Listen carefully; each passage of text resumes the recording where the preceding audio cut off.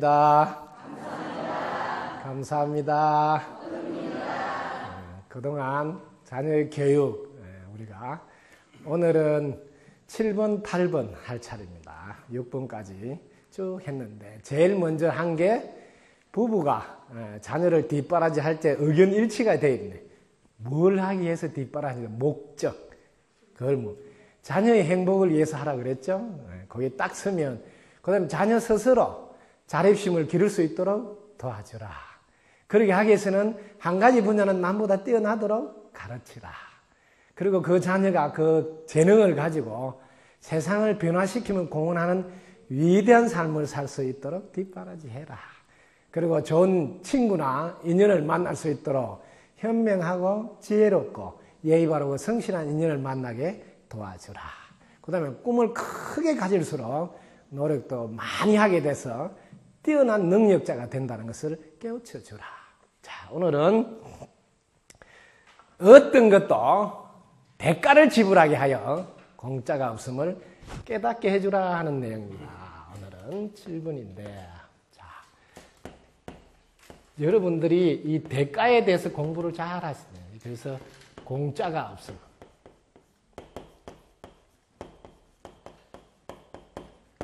이 세상에 가짜는 있어도 진짜는 있어도 공짜는 없습니다. 네, 공짜. 그래서 여기에 세상의 이치가 그대로 드러납니다. 이 세상은. 그래서 제가 제일 쉽게 이야기를 하나 들려드릴게요. 실제로 있었던 이야기인데 그걸 통해서 이 세상이 어떻게 되어 있는지를 쉽게 알 수 있도록. 이게 부처님 당시에 있었던 이야기라 경전에도 있는 이야기입니다. 부처님 당시에 왕사성 중림정사에 계실 때 일어난 사건인데 갑자기 동네 사람들이 막 웅숭웅숭 하면서 소문이 막 난 거예요. 뭐 사람들이 소에 받쳐서 죽었다. 근데 어떻게 죽냐? 그 소에 받쳐서 죽은 사람이 세 사람입니다. 세 사람. 처음에는 소 주인이 소를 끌고 가다가 나무에 매놓고 쉬고 있는데 그 소가 박아서 뿔로 받아서 죽고, 두 번째 그 소를 산 사람이 또 소를 끌고 가다가 목이 말라서 나무에 매놓고 겨울에 가서 물을 마시는데 소가 고삐를 떼어서 받아서 죽고. 그러니까 이렇게 사람을 죽인 소라니까 소를 키울 수 없다고 소를 잡아서 먹어야 되겠다고 그 동네는 소문이 나니까 저 다른 동네 가서 소를 잡아서 팔게 됐어요. 근데 소를 잡아서 다 파는데 소 이렇게 머리로 들어받았다고 머리는 또 사람들이 안 사갈라 그래. 그러니까 머리를 아주 싸게 거저 주다시피 이제 팔았어. 그 머리를 사간 사람이 그 소 머리가 무겁잖아요. 그래 이렇게 새끼줄을 묶어 가지고 가다가 이제 힘드니까 나무에 걸어놓고 나무 밑에서 좀 쉬다가 가야 되겠다고 걸어놓는데 그 나무에 걸어놓던 그 소 새끼가 이렇게 터지면서 그 탁 받쳐가서 또 죽었어요. 그래서 참 희한한 일이다. 이 소 한 마리에 사람이 세 사람이나 돌아가셨잖아요. 그래서 이게 이제 소문이 나니까 그 당시에 이게 잘 알고 있는 분이 부처님이시다 해서 왕사성에 직접 그 왕이 부처님한테 이걸 질문을 했어요. 부처님, 지금 이런 일이 일어났는데 어찌하여 이렇게 소에 받쳐 죽는 일이 생기며 왜 이 소는 사람을 세 사람이나 이렇게 죽게 된 사회는 어떤 일이 있어서 그렇습니까? 물어본. 이 세상에 대한 질문을 너무 쉽게 사례를 통해서 깨닫게 해준 거예요. 그래서 이 소 전생 이야기를 해줘요. 소 전생에 어느 노파였는데 늙은 할머니였는데 하루는 장사꾼 세 사람이 이 마을 저 마을 다니면서 물건을 파다가 그 시골에서는 잘 데가 없으니까 동네 와서 요즘 같은 뭐 해강 같은 데 자도 되는데 그래 잘 데가 없으니 그 동네에서 너무 날이 저물어서 이렇게 잠을 좀 잘 수 없느냐 이렇게 아주 외딴 집에 가본 거 할머니 한 분이 사시는데 방이 2개니까 아마 잘 말씀드리면 주무실 수 있을 거예요 해서 그 할머니한테 갔어요. 그 할머니는 평상시에 자기 혼자 자는 거라 방 하나는 사용하지 않고 있어요.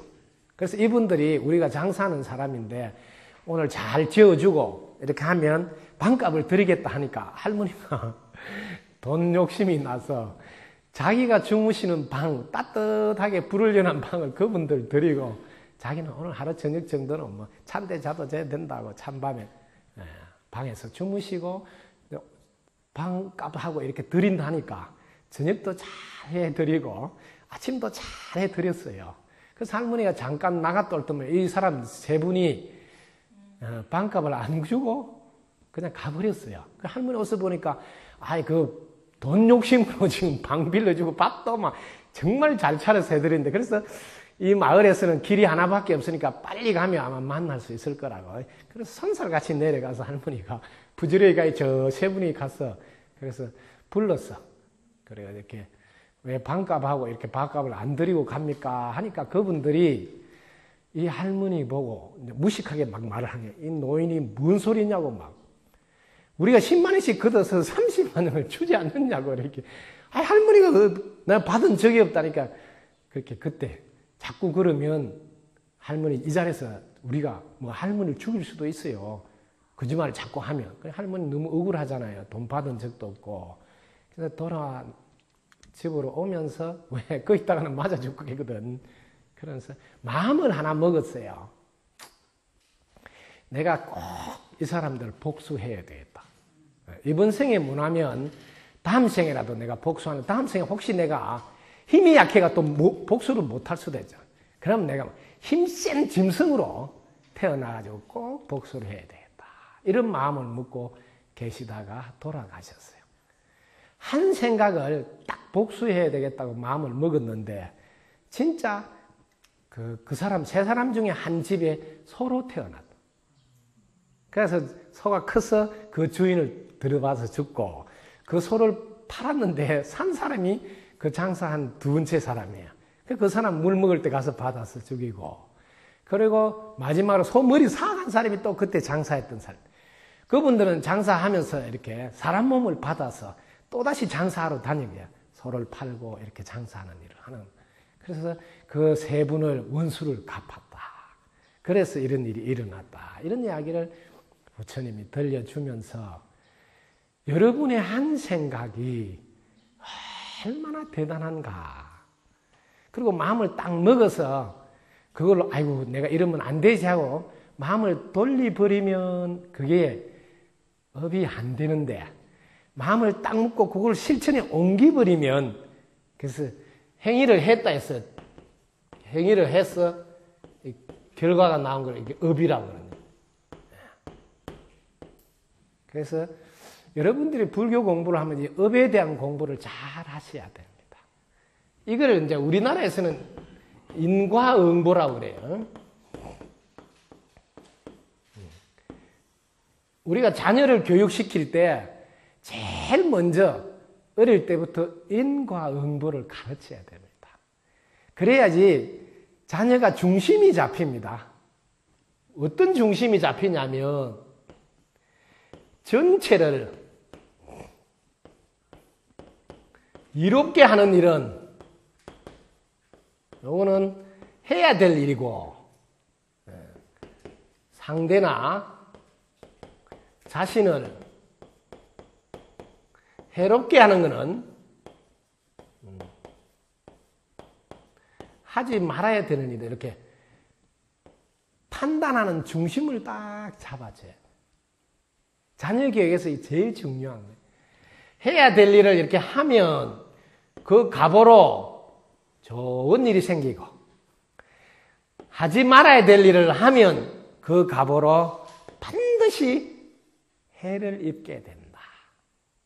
이걸 선한 일을 하면 이걸 선업이라 하고 거기에는 선한 과보를 즉 복을 받고 선하지 않는 것을 불선이라 그래요. 선하지 않는 행을 해서 업을 지으면 반드시 화를 입는다. 이렇게 어릴 때부터 반드시 자기 행위에 대한 결과는 대가가 따른다. 과보가 따른다는 걸 가르쳐야 돼요.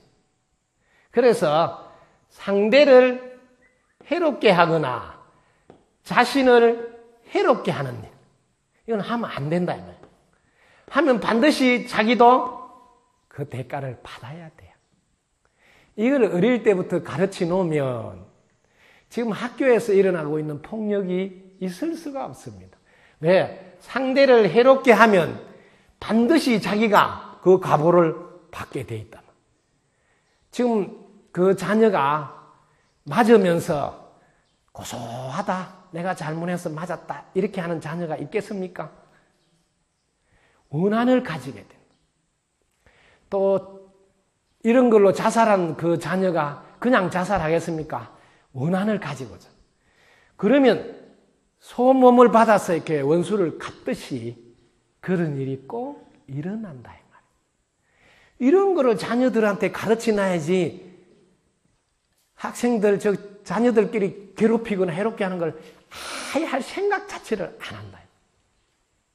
그래서 자녀 교육에는 제일 중요한 게 무슨 일이 일어나도 대가를 지불한다는 것을 가르쳐다.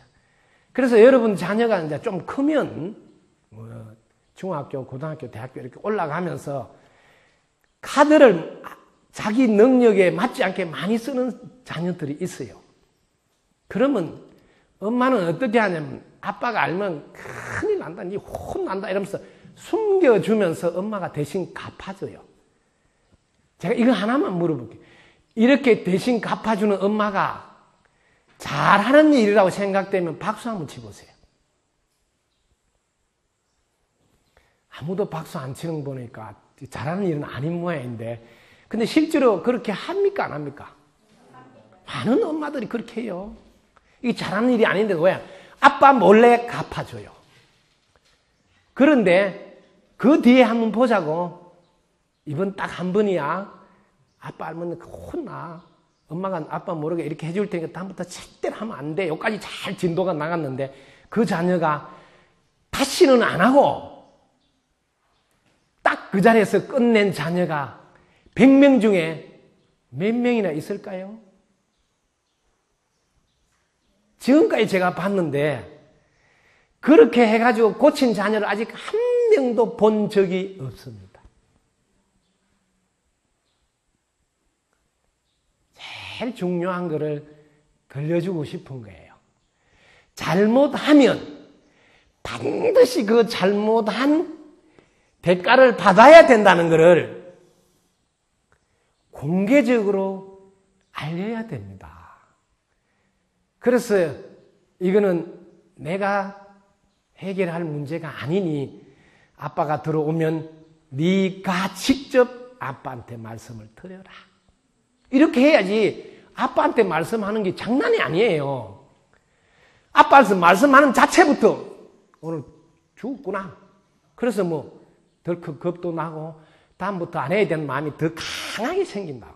근데 엄마가 아빠 알면 큰일 나고 살 숨기면서 할 때는 이미 뭐 해도 된다며. 왜? 엄마가 숨겨주니까. 이렇게 하는 분이 너무 많습니다.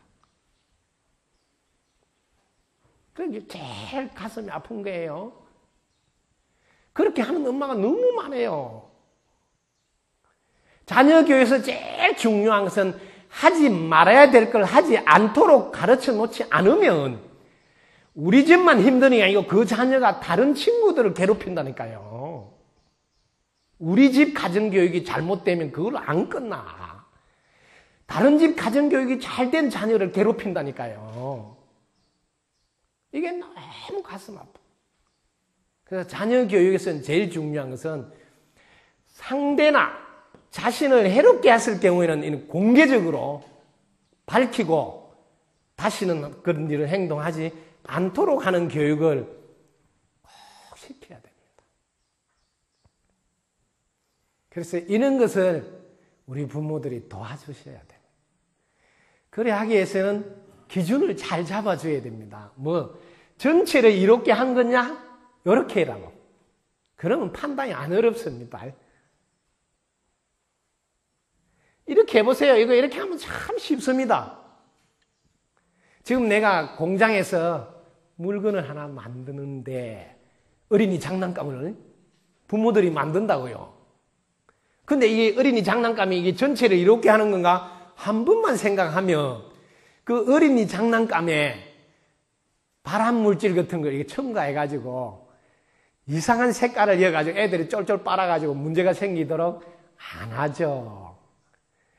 부모부터 그 부모들이 내 어릴 때 전체를 이롭게 하는 일 말고 내만 이롭게 하기 위해서, 내만 돈 벌기 위해서 하는 걸 하면 절대로 안 된다는 교육을 받았다면 그분이 어른이 돼도 그런 행동을 안 한다. 왜? 기준이 딱 잡혀 있으니까. 지금 우리 사회는 그 부모부터 돈이 훨씬 중요하다는 말을 자꾸 어릴 때부터 해가지고 기준이 돈만 많이 벌면 그게 이로운 일인 줄 알아요.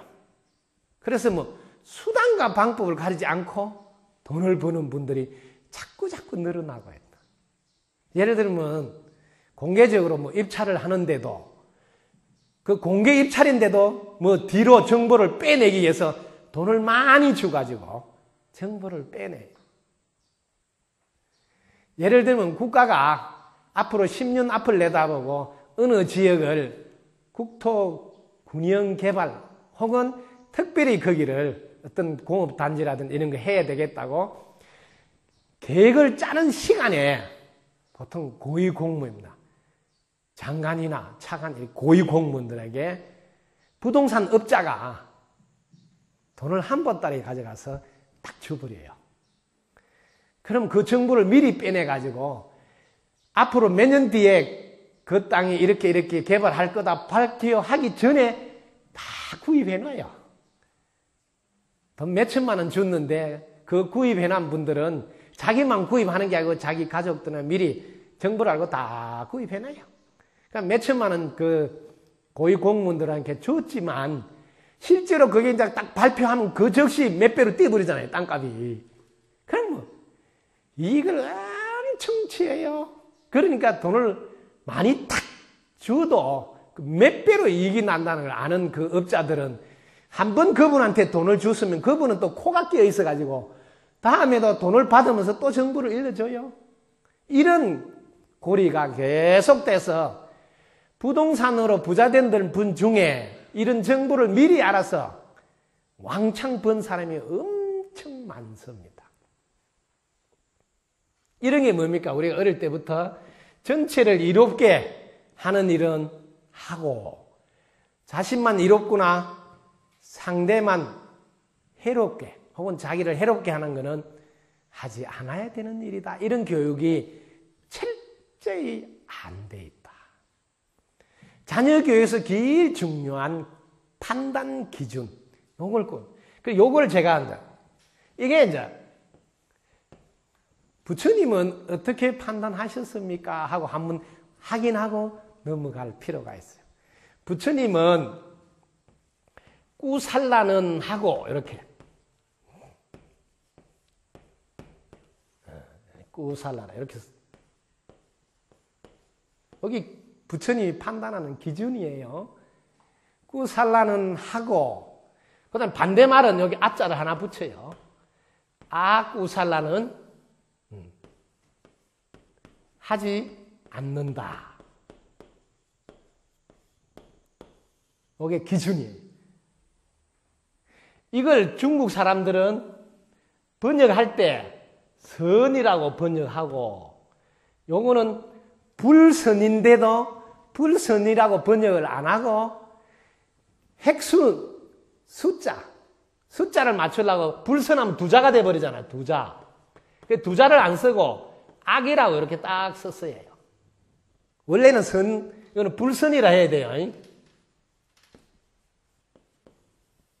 스님, 불선하고 악하고 뭐가 다릅니까? 듣기가 전혀 다릅니다. 그거 순하지 않는 일이야. 좋은 일이 아니야. 이런 말 하고 나쁜 놈이야. 악한 놈이야. 이렇게 하면 전혀 다릅니다. 여러분들이 좋지 않는 일을 했구나 이렇게 들었을 때는 앞으로 좋은 일을 해야 되겠다는 마음이 잘 일어납니다. 근데 너는 나쁜 놈이고 악한 놈이고 혹은 뭐 죄인이고 이런 말을 섞으면 순간 기분이 나쁜 걸로 끝난 게 아니고 에이 나는 죄인이고 나쁜 놈 소리 들었으니 이야기 들은 거 이런 마음이 많이 생깁니다. 한번 해보시오. 심리가 그렇습니다. 에이 이제 엄마한테 야단 들은 거 이양제 야단 들은 거 뭐 더 일 저지를 부자 이렇게 하는 사람이 많아요. 그래서 이걸 꾹살라하고 아꾹살라를 번역할 때 중국 사람들은 그 7~5조 이렇게 운율을 맞추기 위해서 숫자를 줄인다고 선악이라고 번역했더라도 우리나라에서는 그래 하면 안 된다. 이 선이란 말이 이롭게 하는 것. 그래서 우리나라에서는 너가 이롭게 하지 못했구나. 이 이롭다는 말을 좋을 호자로 좋게 했구나. 혹은 이롭게 했구나. 요렇게 하는 단어를 선이라고 이렇게 딱 가르쳐야 됩니다. 요걸 잘 안내해 주셔야 됩니다. 우리가 이 선을 착하다 이렇게 안내하면 애매한 판단이 있습니다. 그게 좋은 일이냐 이렇게 하면 훨씬 분명해집니다. 그게 이롭게 하는 일이냐 이렇게 하면 훨씬 분명해집니다. 그래서 착하게 살아라 이런 단어로 쓰지 마시고 좀 더 판단하기 좋도록 그게 전체를 이롭게 하는 거냐? 그게 전체에게 좋은 일이냐? 이렇게 좋을 호자, 이로울 이자로 이걸 해석해 주시면 판단하기가 참 쉽습니다. 네, 이렇게 도와주시기 바랍니다. 자, 그 다음에 이게 이제 습관이 되도록 잘 안내해 주셔야 됩니다. 우리가 살아가면서 좋은 습관을 기른다는 것은 매우 중요합니다. 그래서 제가 기억을 오래오래 잘 할 수 있도록 제 아시는 분인데 우리나라에서 기타를 제일 쉽게 잘 가르치는 분이 계세요. 여러분들도 보셨을 거예요. 오셔서 우리 웃음 치료사 하시는 분인데 최문현 선생님 오셔서 하는 거 봤죠? 기타를 참 쉽게 잘 가르친. 그래서 제가 그분이 기타를 가르친다길래 기타를 잘 가르치려면 학생들한테 등등을 잘 가르쳐야 됩니다. 이 이야기를 한 거예요. 기타 등등 딱 머리 접수가 되죠. 이렇게 이어나면 안 잊어버려요. 자, 기타를 잘 치기 위해서는 뭐가 필요하냐면 밥도 먹어야 기타 칠 거 아니에요. 옷도 입어야 기타를 칠 거예요. 또 기타도 있어야 치볼 거 아니에요. 가르쳐주는 선생님도 계셔야 될 거 아니에요. 그럼 장소도 있어야 될 거 아니에요. 그죠? 이런 나머지 이게 다 이 도움을 받은 뒤에야 비로소 우리는 기타를 칠 수가 있어요. 그러니까 이 나머지 도움 이거를 제가 등등이라 그래요. 우리 자녀다. 우리가 어떤 분야의 최고가 된다. 이게 자기 분야의 최고. 어떤 분야의 최고가 되기 위해서는 그 최고가 될 수 있도록 도와주는 여러 가지들을 잘 뒷바라지 해줘야 돼요. 그래서 이걸 감사해서 여기에 감사하면서 보답하는 이 가르침을 잘 가르치지 않으면 기타는 잘 치는데 어떤 분은 그렇잖아요. 노래를 잘 부르는데 보면 그만하고 오만하다고 그런 소리 듣잖아요. 왜? 노래를 들어주는 관중이 있어서 내가 부를 수 있다는 걸 안 가르쳤다 이 말이에요. 기타 칠 수 있는 거는 기타를 치게끔 밥도 먹고 옷도 입고 뭐 여러 가지 도움 덕분에 기타 칠 수 있었다는 교육을 안 받아가지고 기타 하나만 잘 치면 장대인 줄 알고 그래서 뭐라고? 먼저 사람이 되라 이런 말 하잖아요. 그게 뭐 먼저 등등을 가르치라는 거죠. 저도 저한테 어서 이렇게 깨달음을 얻겠다고 배우러 오시는 분이 많습니다. 저는 깨달음이 뭔지도 잘 모르는데 근데 제가 오면 이 등등을 참으로 많이 가르칩니다. 저는 이걸 기본이라 그러고 이 기본이 안 됐을 때는 이 깨달음이가 무슨 의미가 있습니까? 이런 말을 합니다. 왜?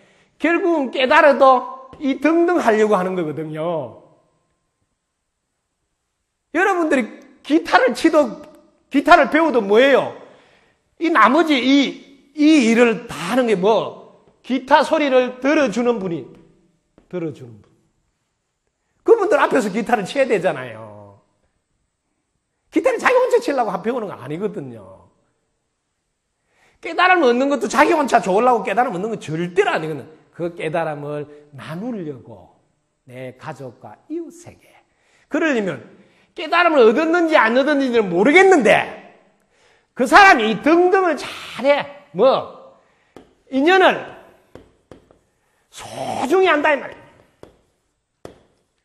이 밥에 대한 인연, 옷에 대한 인연, 선생님에 대한 인연, 장소에 대한 인연, 이런 인연들을 소중히 여긴다는. 소중히 여긴다는 말은 감사한다는 거예요. 그 인연 하나하나에. 그러면서 항상 보답하고, 그러면서 항상 존중하고. 내가 옷 덕분에, 밥 먹는 덕분에 기타를 칠 수 있었단다. 그 옷 덕분에 그래도 관중들 앞에서 기타를 옷을 안 입으면 관중들 앞에 기타 칠 수 있겠습니까? 못 쳐요.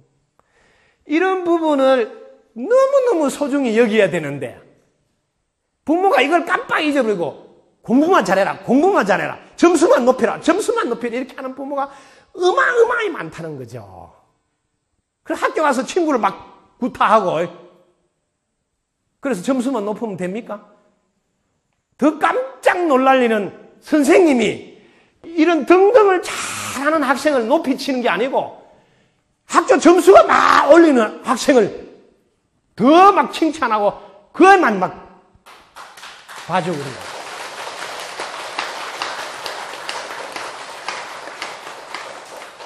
실제로 학교에서는 점수는 안 높아.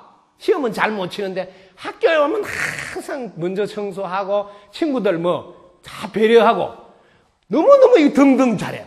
그럼 이 자녀가 훨씬 성장 잠재력이 높고 장래가 촉망되는 자녀인데 엄마가 이 동생이 집에 오면 엄마 심부름도 잘하고 다 전부 다 잘하는데 한 게 성적아 형님보다 안 좋은 걸로 인해서 꼭 형님하고 비교해가지고 기분 팍 잡치게 만든다.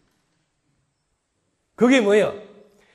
자녀 교육에 제일 중요한 것은 기타를 잘 치는 데 있는 것이 아니라 점수를 높여서 성적에 있는 것이 아니라 이 등등을 잘하는 데 있다는 것을 모르는 부모, 모르는 선생님 덕분에 이 사회가 다 망가지고 이 가정이 다 망가지고 못난 저한테도 배우러 옵니다. 아직 제가 부족한 게 많은데도. 그럼 제가 먼저 뭘 가르치느냐? 등등을 가르치는데 제일 1번 제가 가르치는 코에 숨 쉬는 것을 먼저 가르칩니다. 이렇게 한 번만 해봐라 그럽니다. 이렇게 한 번만 해봐라 그럽니다. 저는 가르칠 때 제가 1분을 절대 넘기지 않습니다.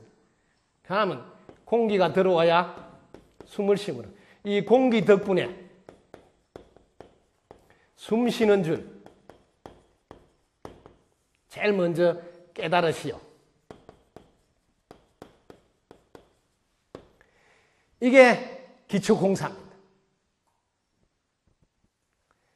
여러분들이 세상을 바라보십시오. 세상에 가장 귀하고 소중한 게 가장 흔한 겁니다. 이 세상에 가장 흔한 것이 공기예요. 이 세상에 가장 흔한 것이 땅이에요. 이게 가장 소중한 거예요. 가장 귀한 거예요. 공기를 3분만 보급을 받지 못하면 이 세상에 없어요. 아무것도 못해요. 그 흔한 공기를 소중하게 보고 감사하지 못하는 교육은 이미 교육이 아닙니다. 제일 먼저 이거를 가르치시라 이 말이에요. 공기 하나를 나는 만들지 못한다는 사실을 깨달아 주라 이 말이에요. 이걸 먼저 가르치지 않으면 세상을 살면서 점수 좀 높다고 오만방장한 행동을 하지 않는다. 공부 좀 못한다고 무시하는 행동을 하지 않는다 이 말이에요. 너가 뭘 하나 할 줄 안다고. 숨을 3분만 못 쉬도 이 세상에서 어떤 일을 못 하는데, 그 숨쉬게 도와주는 공기 하나도 자기가 만들지 못하는데,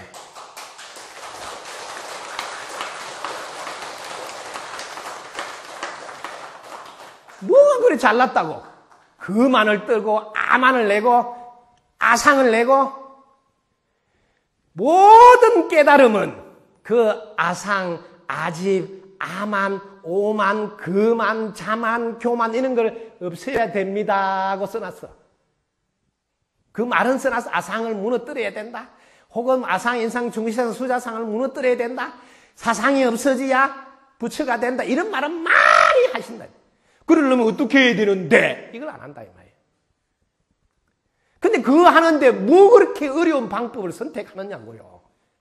그냥 코로 숨 한번 딱 들어 마시면서 아유, 내가 공기도 만들 줄 모르고 공기 덕분에 숨 쉬면서 사는데 내가 공기한테 감사한 적이 몇 번이나 있었냐? 이렇게 하면 끝나요. 이게 참회란 거지, 참회. 이 참회가 여러분을 제자리로 돌려놓습니다. 다 제자리로. 얼마나 신통한지 모릅니다. 숨 한 번 탁 들어 마시면서 아하, 불평불만할 거리가 없는데 그걸 몰랐네. 이 세상에 숨 하나만 보면 불평불만할 수가 없습니다.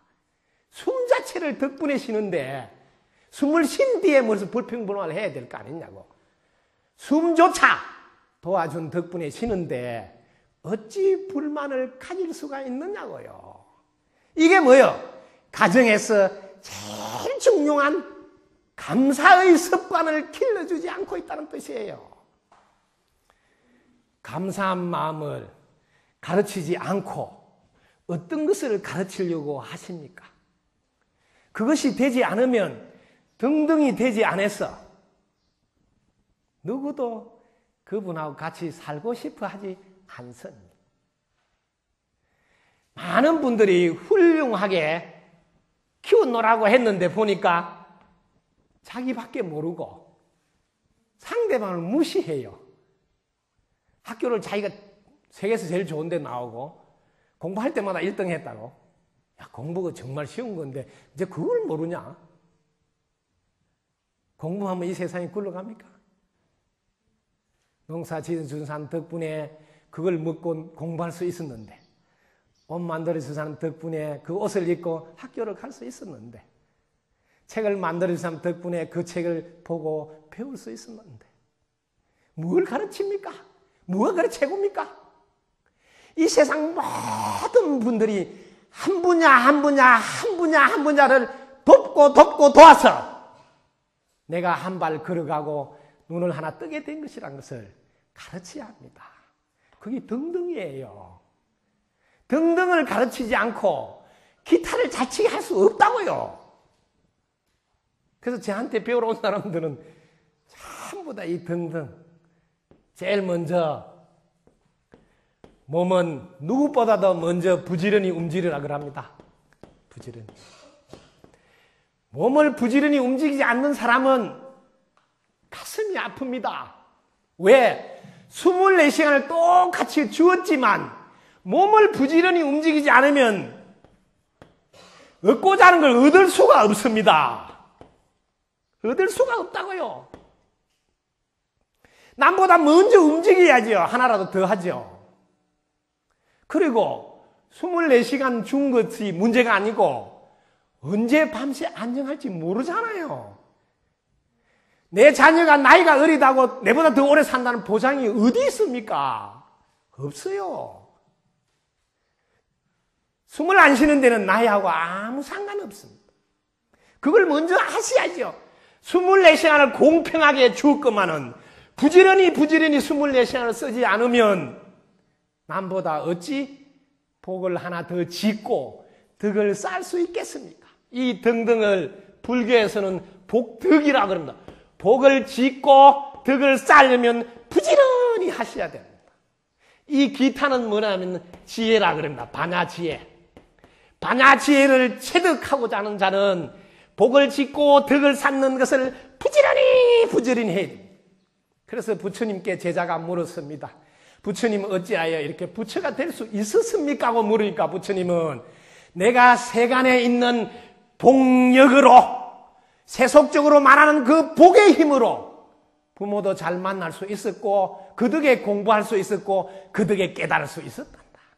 세간의 복력으로 모든 일이 이루어지니 제일 먼저 부지런히 24시간을 쓰는 것을 잊지 말아라 하셨어요. 돌아가실 때도 이 말 또 하고 가셨어요. 제발 방일하지 말고 부지런하라.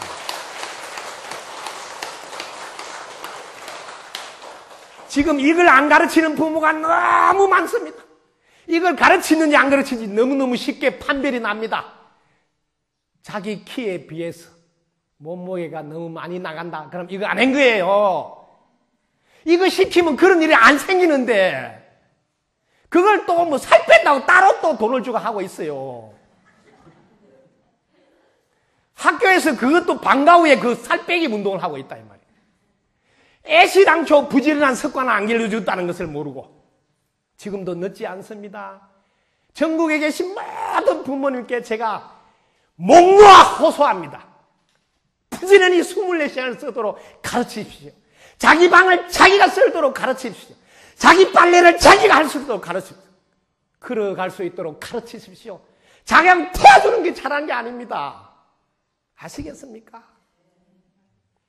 두 번째, 몸은 부지런히 움직이시고 이 생각은 오직 도와준 덕분에 산다는 것을 가르치십시오. 도와주지 않으면 어떤 것도 할 수 없습니다. 밥 한 숟갈도 농사 지어주신 덕분에 먹을 수 있다는 사실을 가르칩니다. 생각은 오직 덕분임을 가르치는데 총력을 쏟으셔야 됩니다.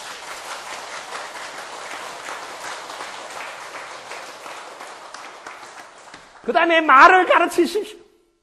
말은 오직 씨가 되므로 긍정의 말을 쓰세요.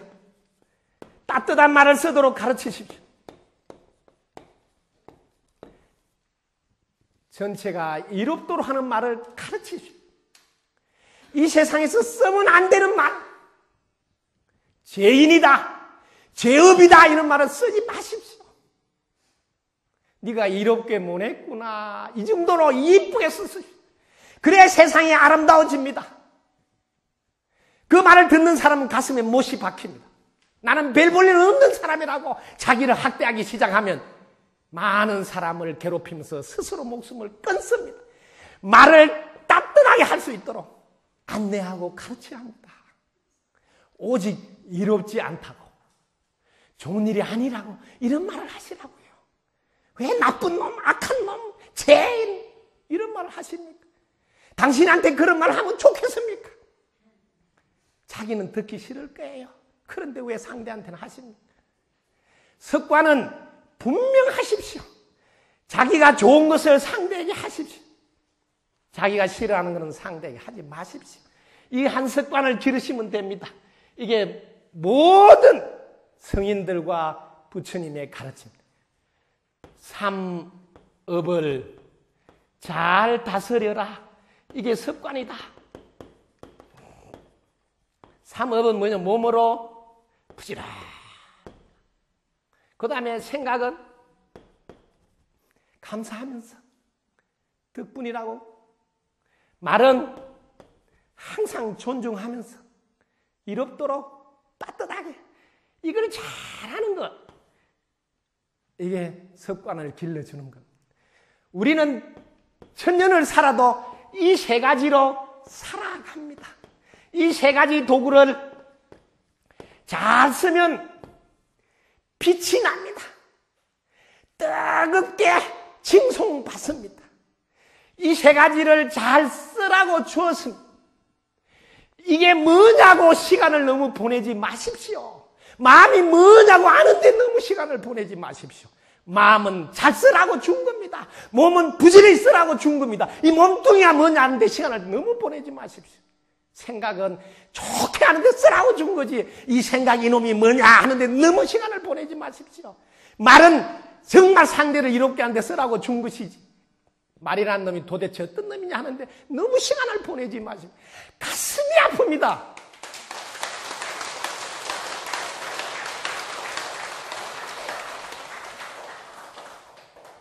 우리는 밤새 안녕할지 모릅니다. 언제 숨 안 쉴지 모릅니다. 너무 생산적이지 못한데 시간을 보내지 마십시오. 그냥 잘 모르면 몸은 쓰라고 죽구나. 부지런히 써야지. 이렇게 해도 됩니다. 그런데 도대체 생각이라는 놈이 어떤 놈이냐 이 마음이 먹고 하다가 40년을 보내고 있어요.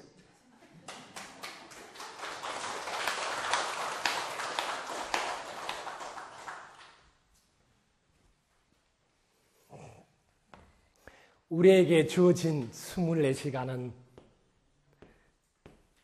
공평합니다.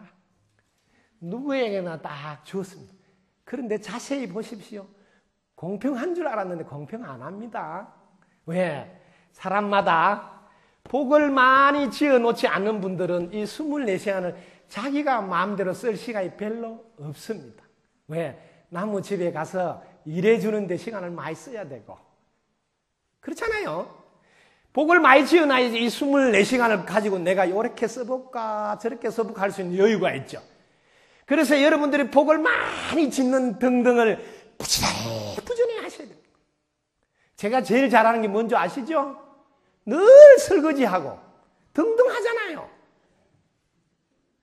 늘 등등 하는데 내 인생을 보내고 있는 걸 보면 여러분 아시잖아요. 왜?